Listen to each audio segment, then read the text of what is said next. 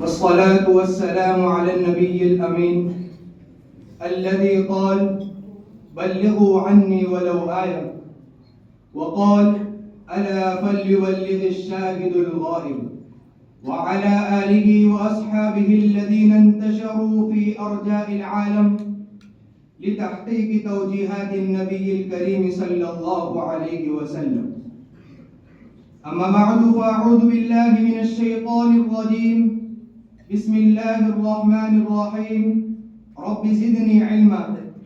وقال تعالى في موضع آخر: يرفع الله الذين آمنوا منكم والذين أوتوا العلم درجات.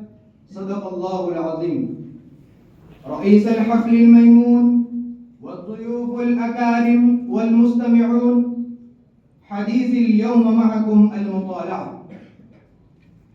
المطالعة هو آية مفيدة، وهي من أفضل الهوايات التي يمكن أن يمارسها الإنسان، لأنها تنشط عقله وتفتح عينيه على معرفة الحياة بكل جوانبها. فالكتب الموجودة اليوم في المكتبات كثيرة متنوعة، فيها القصص والأشعار، وفيها الكتب العلمية والثقافية. زملائي، والمطالعة سبيل إلى اكتساب المعرفة، وهي تعطينا ثمار أفكار الأدباء والكتاب، فنقرأ في ساعة أو ساعتين أكثر. وصدق الشاعر أبو الطيب حين قال: أعز مكان في الدنا سرج سابح، أعز مكان في الدنا سرج سابح، وخير جليس في الأنام كتاب. نعم، الكتاب خير جليس، وهو جليس طيب ودود يتحدث إليك ما دمت راغبا في حديثه، فإذا مللته ووضعته جانبا لم يغضب منه. وكثير من الجلساء يتكلمون فيما لا يفيد ويتحدثون فيما لا يجد. أما الكتاب الجيد فيزيدك معرفة وثقافة وعلما، حتى عملا بالنصائح ونيل الهدف المنشود. أصدقائي، فإذا كنت لم تتعود المطالعة والقراءة في الكتب، فيجدر بك أن تقتني بعض الكتب النافعة بإرشاد من أساتذتك، لأنها بعضها قليل الفائدة وبعضها عديم الفائدة، وأن تؤسس في بيتك مكتبة صغيرة خاصة بك.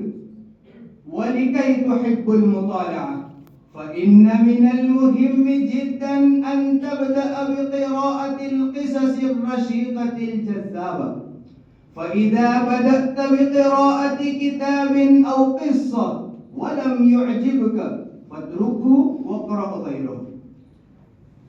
إخواني، وإذا كانت أكثر الكتب نافعة، فإن بعضها قليل النفع وبعضها عديم النفع، فأنت بحاجة إلى إرشاد أساتذتك أو واحد من أهلك، ولكي تصل إلى الكتاب النافع الشيق.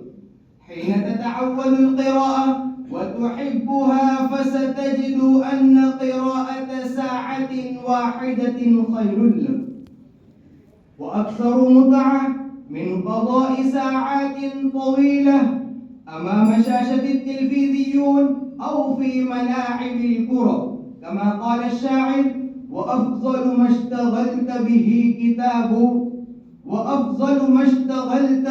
كتاب جليل نفعه حلو المساق. وفقني الله وإياكم المطالعة وقراءة الكتب النافعة. والسلام عليكم ورحمة الله وبركاته.